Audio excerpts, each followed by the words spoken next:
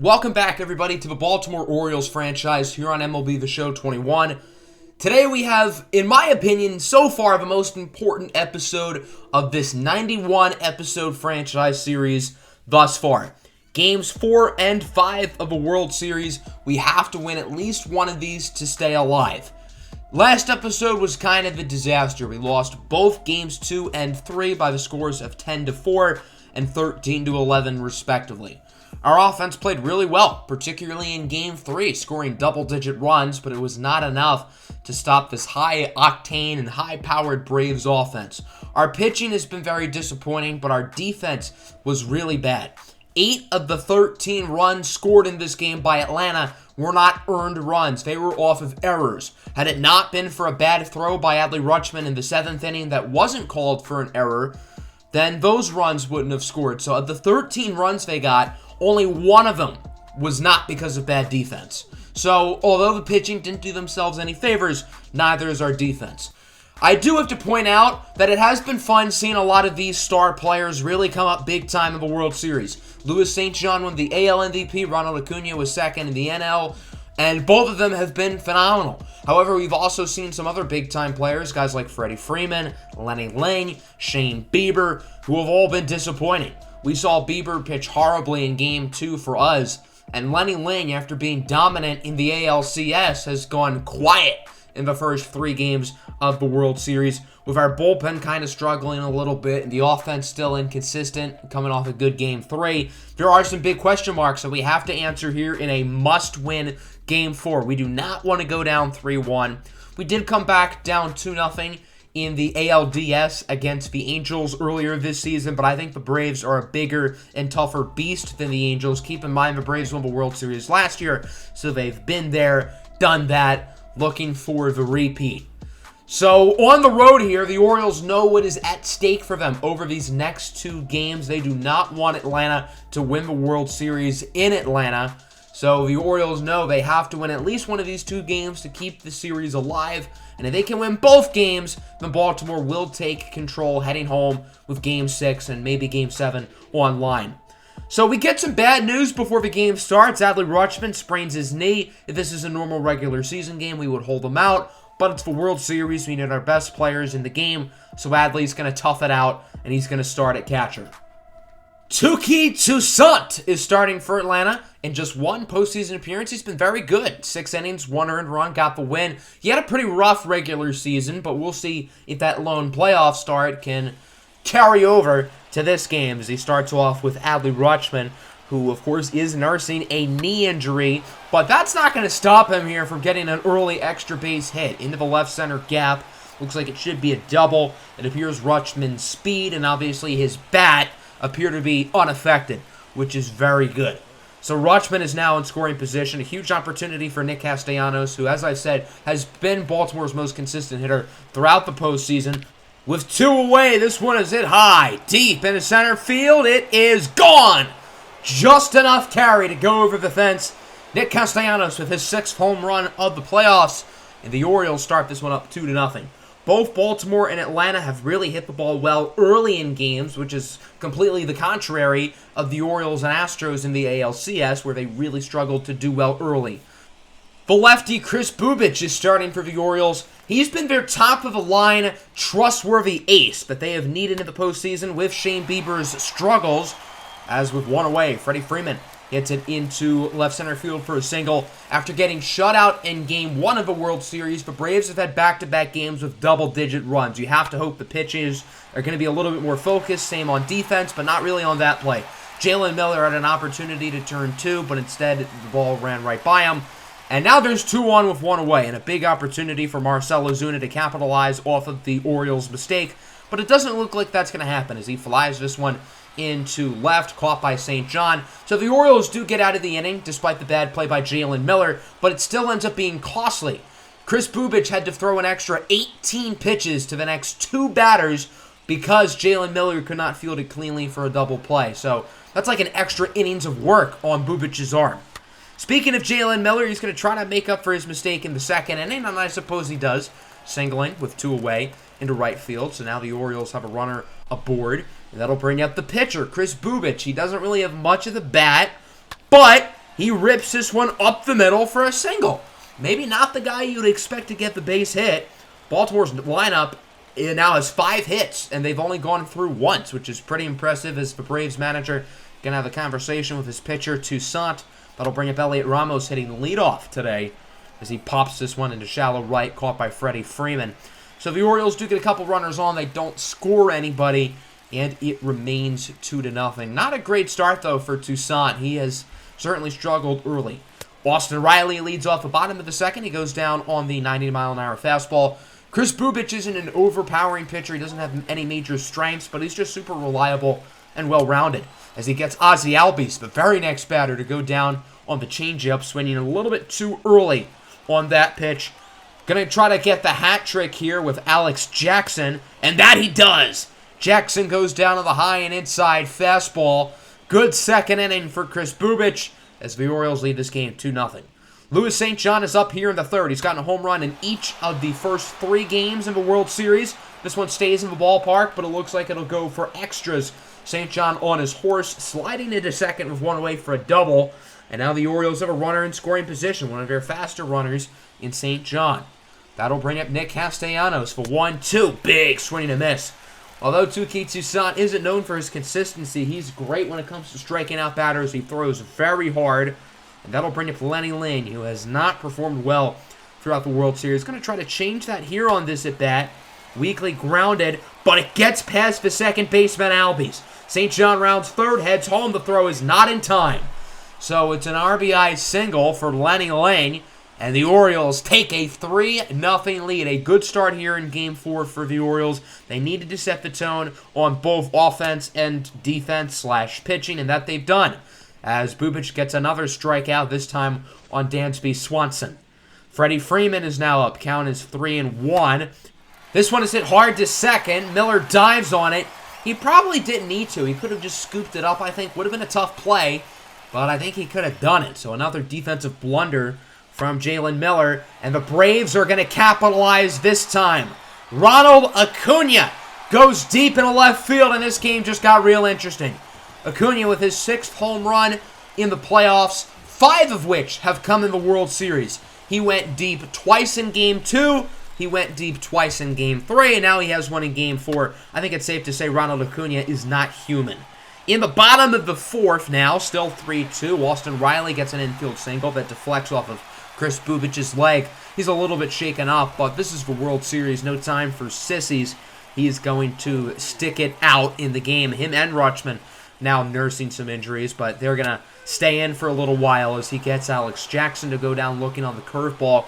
Bubic is sitting at around 80 pitches, but I feel like he's pitching really well, and I think Baltimore wants to get at least one more inning out of him. Elliot Ramos gets plonked, it looked like, near the kneecap, so Ramos is aboard. Nobody out, need of the lineup due up, and that starts with Adley Rutschman at a double earlier in the game. Rutschman grounds it up the middle. Swanson flips it to Albies, over to Freeman. 6-4-3, double play. Good defense there by Atlanta, and it really seems like Touki Toussaint is starting to pitch a lot better these past couple of innings. Into the bottom of the 5th, Dansby Swanson goes down looking on the curveball. Nice pitch from Bubic, who has 7 Ks today. Freddie Freeman is up to bat for Atlanta. He has really stepped it up in this game, 2 for 2, make it 3 for 3. Singling it into center field. Freddie Freeman continues to be an on-base machine today, and again, he hasn't been all that impressive throughout the World Series, but today he has been great. Ronald Acuna draws a walk. The Orioles are lucky he didn't swing, because knowing Acuna, it probably would have been out of the ballpark. Franmil Reyes also draws a walk. The bases are now loaded. Bubic is at over 100 pitches. He has got to be gassed. Bases jacked for Ozuna. Lines it into right. Caught by Castellanos, and the Braves leave the bases loaded. A wasted opportunity there for Atlanta, and that'll end Bubic's day. 108 pitches later, 5 innings, 2 earned runs. Overall, I feel like he played really well in this game, and the Orioles decided to stick with him in that 5th inning, even when times got rough, and it paid off. Atlanta's also going to make a pitching change. Kyle Wright checks in. He has pitched in 6 innings so far in the playoffs and has not allowed a run. He's been damn good. We'll see if he can keep it going here as he faces off against Ryan Mountcastle, swinging at an inside sinker. Mountcastle probably should not have swung at that. 1-2-3 inning for Wright. Score remains 3-2. Cosmo Cruz is in for Baltimore here in the bottom of the 6th. Cruz The rookie has been a little bit on and off in the playoffs, hasn't necessarily played his best ball as he starts with Austin Riley. 2-2 pitch. Riley with a bomb into left field, and this game is tied at 3. Solo home run for Riley, his second of the playoffs, a 448-foot nuke. And after it seemed like the Orioles had control early in this game, Atlanta ties it up. Yohan Moncada is now up. He goes down on the strikeout, so Cosmo Cruz gets out of the inning, but it's not a great frame for Cruz as he allows for a home run, and with 3 innings to go, this game is tied at 3. Emmanuel Clase is in for the Braves here in the 7th. You may remember him from our Pirates series last year.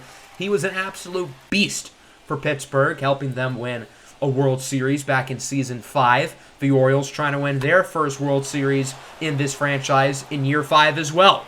And the leadoff batter, Xavier Bowman, hits it in the gap. Rounding second, headed to third. Ballsy base running by Bowman, and it pays off. A triple for Xavier Bowman. And now the Orioles have a runner 90 feet away from home and a great opportunity to drive them in. All the pinch hitter Carmen Sixto has to do here is put the ball in play, and that he does. It's a weak grounder to short. Swanson gets the out at first, but Xavier Bowman also scores. So the Orioles take a 4-3 lead off the RBI ground out by Carmen Sixto, and Baltimore is right back on top as we move to the bottom of the 7th. The lefty Colin Poche is in for his 5th outing of the playoffs. In 4 innings, he's allowed 2 earned runs so far as he strikes out Ronald Acuna. That's a big deal considering how well Acuna has hit in this World Series with 5 home runs over his last 3 games. And with 2 innings to go, we've got ourselves a matchup. Orioles 4, Braves 3. The Fresh Prince of Atlanta, Will Smith, checks in for the Braves, trying to pad the bleeding a little bit, keep themselves only down by 1 as he faces off against the lefty killer, Louis St. John, known for his 99 power against lefties, but he goes down on the low and inside slider. That was a nice pitch from Smith because it looked like it was in the strike zone, but it was very hard for St. John to make a play off it. Julian Starnes is now in for Baltimore, his 11th appearance of the postseason. Baltimore is really dependent on him because he's been super reliable throughout the entire playoffs. A .79 ERA with 2 away. He gets Austin Riley to fly this one into right field, caught by Castellanos. So an uneventful 8th inning. I don't believe either side got a base runner. And now we head to the 9th. Can the Orioles tie this World Series up at 2, or will Atlanta pull off a comeback? Luke Jackson is now in for Atlanta. 5 2/3 innings, 3.18 ERA. He's done quite well for himself. Ivan Cortez Jr. is in as a pinch hitter, and he's going to go for the Ivan Cortez special, the drag bunt.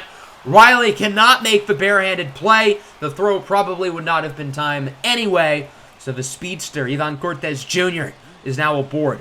Shed Long also checks into the game with 2 away as a pinch hitter. Had a pinch hit home run in Game 3.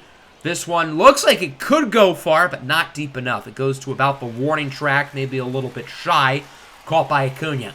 So we go to the bottom of the 9th. Orioles 4, Braves 3. It's Edwin Diaz time to finish it off. Diaz hasn't really been himself throughout the entire year, but he is still pitching at a high level. His ERA right above 4 currently as he strikes out Ozzie Albies to open up the inning. That's a good start. 2 more outs away. The 7, 8, 9 hitters are up, as you can see. That bodes well for Baltimore as he strikes out Luke Jackson. So now it comes down to the 9-hole hitter. The final hope for the Braves is pinch hitter Orlando Arcia. He goes down on the slider. Edwin Diaz strikes out the side, and the Baltimore Orioles, in a must-win game, win it by the final score of 4-3. And this World Series just got real interesting as we are now tied at 2. Our offense was nowhere near as good as they were in Game 3, but it didn't matter. They did enough. Nobody really stood out. Nobody had more than 1 hit on our entire offense, but it was definitely a team effort. Home run by Castellanos early. He drove in 2 runs. Sixto and Lane had 1. And then the pitching was great. I thought Chris Bubic was very good. The bullpen was completely shut down. I don't think the Braves got a base runner in the final 3 innings of the game, which is very impressive. Acuna and Albies each go deep. Tuki Toussaint wasn't awful, but wasn't good. The loss does go to Emmanuel Clase. As you can see here, Adley Rutschman, knee strain. We already kind of knew this. He is not going anywhere. He will remain in the lineup. So now we enter a pivotal Game 5. This one is still a must-win game for our Orioles, but it's also as much of a must-win game for the Atlanta Braves. Atlanta is reigning today in this one, which is notable. The final game of the series in Atlanta, games 6 and if necessary 7, will be in Baltimore. So no matter what, the World Series champion will be crowned in Baltimore. Here's a look at both lineups. Again, Adley Rutschman, despite being banged up, is getting the start. Mike Soroka on the bump for the Braves. He pitched in Game 1 of the World Series, and although the Orioles won that game, it wasn't really Soroka's fault. He pitched just fine. It's just that his offense laid an egg. Louis St. John! Welcome to Game 5, everybody! A blast in the left center field, and the Orioles are on the board. St. John did not homer in Game 4, so he quickly gets another one. His 5th home run of the playoffs, 4th of the World Series. Him and Acuna have been by far the 2 MVPs. German Marquez is starting for Baltimore. He's pitched multiple games out of a bullpen, multiple games as a starter in the playoffs. And keep in mind, he has a great bat, which bodes well because he does have to hit today. And he also strikes out Yoan Moncada. Into the 2nd inning, Ryan Mountcastle is up with 1 away. Grounds this one to short, but Swanson bobbles it. The throw to first is not in time. Good hustle by Ryan Mountcastle. It's hard to believe Mountcastle tore his knee a year ago. He looks great all season. German Marquez, he hit a home run last year in Atlanta. Pops this one in the left field, went pretty deep, but it is caught. It is worth noting that German Marquez is hitting 8th today, and Ivan Cortez is hitting 9th. The Orioles are really mixing up the lineup, but Marquez has about as good of a bat as Ivan Cortez, which is kind of funny. Franmil Reyes goes down on the slider. So far, Marquez is looking great on the mound. Now facing off against Freddie Freeman. See ya. Wouldn't want to be ya as he goes down on the knuckle curve. Remember, German Marquez in his first postseason outing had a perfect game going to the 7th and a no-hitter going to the 8th. So he has the capability to have performances like this.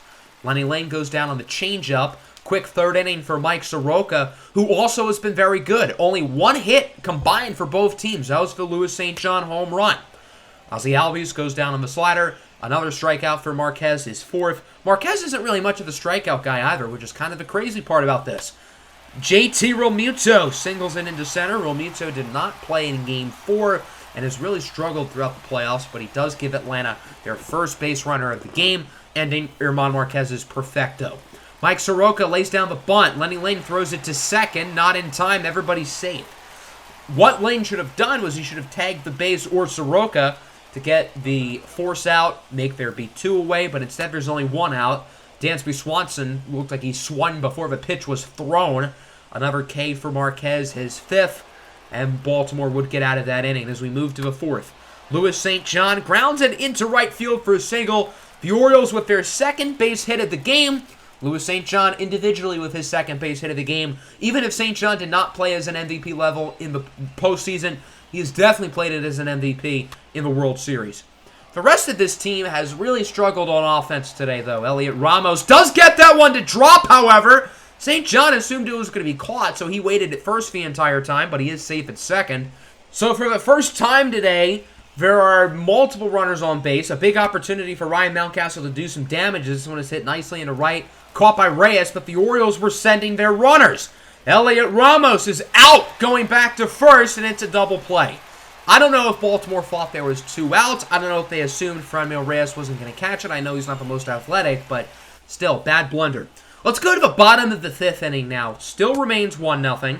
Both pitchers are still unbelievable as Marcell Ozuna strikes out on the curveball. German Marquez is wheeling and dealing right now, putting up a historic performance in the biggest stage, the World Series. JT Realmuto lines that one fair. Realmuto's been the only guy to show up for the offense today as he tries to go to second and is safe. A 2-out double for JT Realmuto, and the Braves, for the first time today, have a runner in scoring position for Mike Soroka, who strikes out. The Braves could have gone for a pinch hitter there, have someone who could hit the ball, but they still feel like keeping Soroka in would make sense as German Marquez is fired up, and it looks like these 2 high-level starters are going to keep at this duel. Top 6, Lenny Lane with a moonshot in a right field and a bat flip. Eerily similar to Benny Lane hitting a home run, his son, all those years ago in the Pirates series. I'm pretty sure that was the same bat flip as well. So Lenny Lane makes it 2-0, his first home run of a World Series, his 10th home run of the playoffs, which ties Randy Arozarena for the most home runs in a single playoffs ever.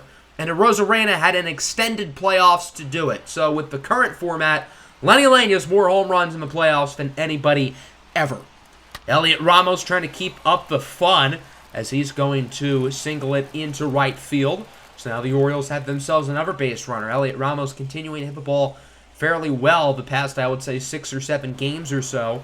That'll bring up Ryan Mountcastle. Nearly had the base hit earlier. This one definitely will go for a base hit. It looks like it could go for extras. Elliot Ramos on his horse. He should have no problem scoring. The throw is not in time. Elliot Ramos is safe. It's a double for Ryan Mountcastle, and the Orioles now lead 3-0. A big 6th inning. I think Atlanta really regrets keeping Soroka in as long as they did, and he is going to be removed from the game for Ty Colbreth, the lefty, who was an ERA in the 10s. Not ideal for the Braves, certainly having their ace out of the game as Shed Lawn pops it into left field. It should be caught, and it will, so Atlanta gets out of it, but the Orioles do score 2. Homer by Lynn, double by Mountcastle. Baltimore now leads comfortably. Yerman Marquez is still on a roll as he strikes out Dansby Swanson. Marquez is sitting at 78 pitches. That number is starting to creep up, but he's showing no signs of slowing down. Acuna with 2 away. Grounds it to second. Shed Lawn fields it cleanly. Close throw at first, but they got him. 6 scoreless innings for Yerman Marquez, and again, he is on such a roll, even that his pitch count is high. Baltimore is going to keep the hot hand rolling because he has done so well pitching the ball. He hasn't been all that great hitting, though. He's 0 for 2 today. Going to try to make it 1 for 3, and that's not going to happen. He got a hanging pitch up in the zone, but grounded it to short, and Dansby Swanson makes the play. So a wasted opportunity there at the plate for Marquez, but we can't get too mad at him. He does allow a base hit to open up the bottom of the 7th. It's Franmil Reyes who singles it into center. Elliot Ramos was lollygagging into it, but it's not going to matter as Reyes chooses to hold up at first. That'll bring up Ozzie Albies, 2 away, full count. Flies it into left, caught by Louis St. John. 107 pitches, 0 earned runs in 7 innings for Yerman Marquez with an all-time performance here in Game 5 of the World Series. He is going back to the bench, calm, cool, and collected, but I think he knows what a historic performance he had on the mound today. Into the 8th we go. Louis St. John with another single into right. This series is still tied. I don't want to talk about the World Series MVP too much, but again, Louis St. John, if Baltimore wins the World Series, is definitely the heavy favorite for that award. Castellanos draws a walk. That's a tough pitch to lay off. It looked like it was in the zone. Good discipline for Castellanos. That'll bring up Elliot Ramos. Ramos hits it nicely into right field. Will Reyes get to this ball? Not quite, as he dives and is unable to get to it. Gets back over to it slowly. Louis St. John scores. Castellanos is going to be way out. The Orioles were sending everybody forward. So Ramos and Castellanos were both at third. So Castellanos really had no choice but to keep going. He is out, but the Orioles do score another run, and they lead 4-0. Julian Starnes comes in the bottom of the 8th, trying to get another shutout inning to add to his repertoire. This is his 12th game of the playoffs. With 1 away, he faces off against the pinch hitter, Christian Pache, who draws the walk. Pache is very, very fast, so we have to watch out for that speed on the base passes. With 2 away, Moncada grounds it to Lane, flips it over to Starnes. Easy 8th inning there for Baltimore, and the Orioles are 1 out away from taking a 3-2 series lead in the World Series. Will Smith is in for Atlanta, the Fresh Prince, back in action, as it will be Carmen Sixto. Again, as the pinch hitter, Sixto did not start in games 4 or 5 because, as we saw in game 3, he cannot play third base. He thought he drew a walk there, but the official calls it a strikeout, and we go to the bottom of the 9th. Jonathan Hernandez going to try to finish it off for the O's. Since it's a 4-run game, it's not a save opportunity, so no need for Edwin Diaz. With 2 away, it's Freddie Freeman. 2-2 pitch, swing and a miss! The Baltimore Orioles are 1 game away from being crowned World Series champs after losing games 2 and 3 and allowing double-digit runs in both of them. The Orioles have won 2 pivotal games, both of which are on the road, and now the Orioles head back to Baltimore, not only with the momentum, but with the series lead. And the Orioles only have to win one of these next 2 games to be crowned champions. Again, the offense wasn't insane today, 4 runs, 10 hits, but they did what they needed to. The story of this game was the pitching. Yerman Marquez was unbelievably good, 4 innings, no earned runs. Julian Starnes was very good, Jonathan Hernandez was very good. Atlanta's offense just looked lost. This is the same group that scored 13 runs 2 days ago and scored 11 runs 4 days ago. So I don't know what happened to the Braves, but their offense has been very inconsistent throughout this World Series. So next episode, we have Game 6 in Baltimore. Our Orioles, with a win, will clinch the World Series. And if we don't win, we will go to Game 7, which would be in the following episode. So I hope you guys are ready. Hope you guys are excited. Make sure to hit the like button. Make sure to subscribe to the channel if you are new. Peace out.